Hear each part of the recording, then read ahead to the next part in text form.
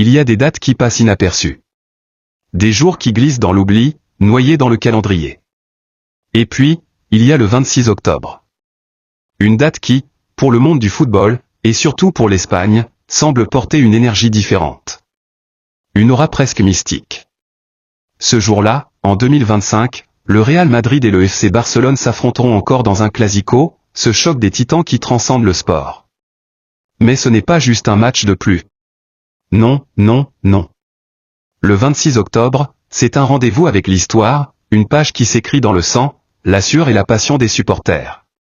Pourquoi cette date revient-elle sans cesse dans la légende du classico? Pourquoi semble-t-elle marquée par le destin? Aujourd'hui, sur Foot Mystère, on va plonger dans les profondeurs de cette rivalité légendaire, déterrer les secrets enfouis, et explorer ce qui rend le 26 octobre si spécial. Alors, attache ta ceinture, abonne-toi, active la cloche, et viens avec nous dans ce voyage au cœur du football. Le classico, c'est bien plus qu'un match. C'est une guerre culturelle, un affrontement de philosophie, un duel où chaque passe, chaque tacle, chaque but porte le poids d'un siècle d'histoire. D'un côté, le Real Madrid, le club des rois, le symbole de la grandeur, de la capitale, du pouvoir centralisé. De l'autre, le FC Barcelone, l'âme de la Catalogne, le porte-étendard de l'identité régionale, de la rébellion, de la créativité. Depuis les années 1920, ces deux géants se battent pour la suprématie, non seulement sur le terrain, mais dans les cœurs et les esprits de millions de fans à travers le monde. Chaque rencontre est un spectacle, un drame, une explosion d'émotions. Mais au milieu de cette saga, une date semble se détacher, comme un fil rouge tissé dans le tissu du temps. Le 26 octobre. Une date qui, à 3 reprises, a vu des classicos légendaires, des matchs qui ont marqué les esprits, des victoires qui ont fait trembler les stades. Est-ce un hasard? Ou y a-t-il quelque chose de plus grand, quelque chose qui échappe à la logique? Nous sommes en 1958. Le Real Madrid est au sommet du monde. C'est l'équipe des rêves, celle qui enchaîne les Coupes d'Europe comme personne avant elle. Alfredo Di Stefano, le maestro argentin, est au zénith de sa carrière. À ses côtés, Ferenc Puskás, le Hongrois au pied magique, Francisco Gento, l'ailier supersonique, et Raymond Kopa, la touche française. Cette équipe est une machine, un rouleau compresseur qui écrase tout sur son passage. 3 titres européens consécutifs, une domination sans partage en Liga. Personne ne peut les arrêter. Ou presque.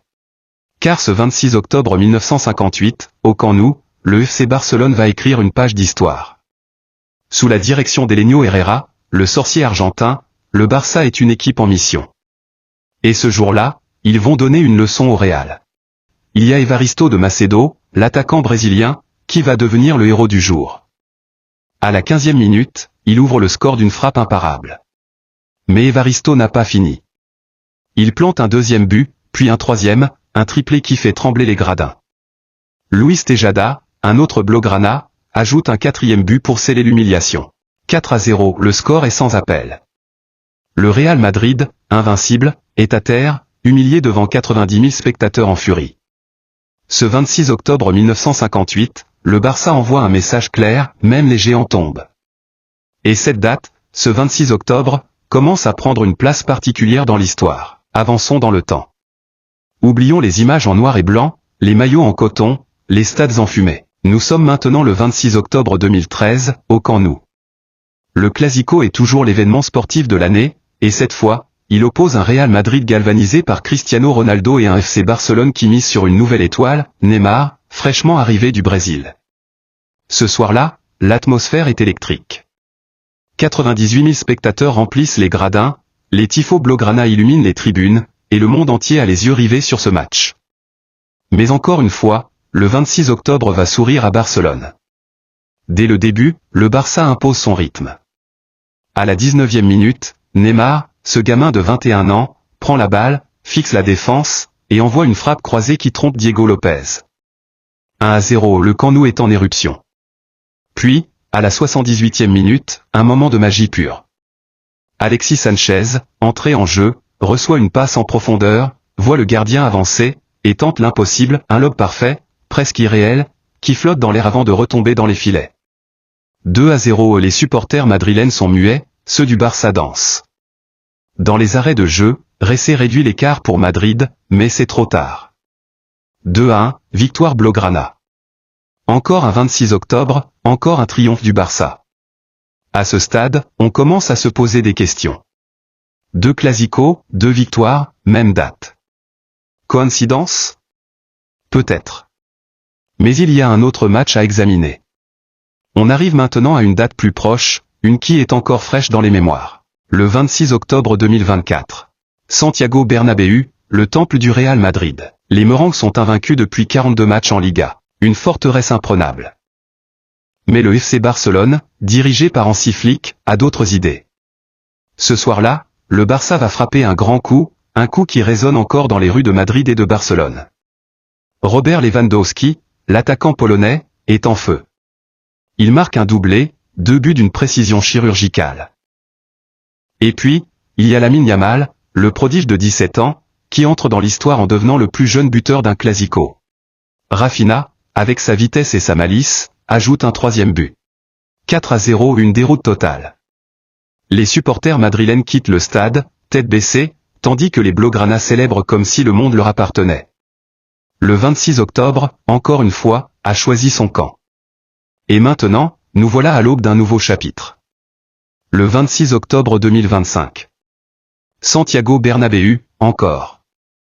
Le Real Madrid, sous la direction de Xavi Alonso, un ancien héros de la maison, veut effacer l'humiliation de l'année précédente. Barcelone, toujours mené par Hansi Flick, arrive avec une équipe jeune, affamée, prête à confirmer sa domination. Le classement est serré, les supporters sont survoltés. D'un côté, Vinicius Junior. Jude Bellingham, peut-être Kylian Mbappé, prêts à tout donner pour venger leur honneur.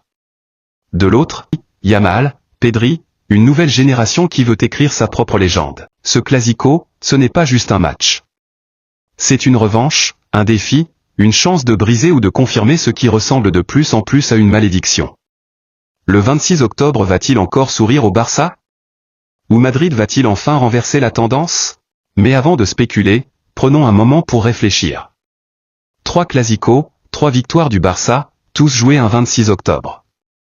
1958, 2013, 2024. Chaque fois, le scénario semble se répéter, Barcelone arrive, impose son jeu, et repart avec la gloire. Est-ce juste une coïncidence? Une anomalie statistique?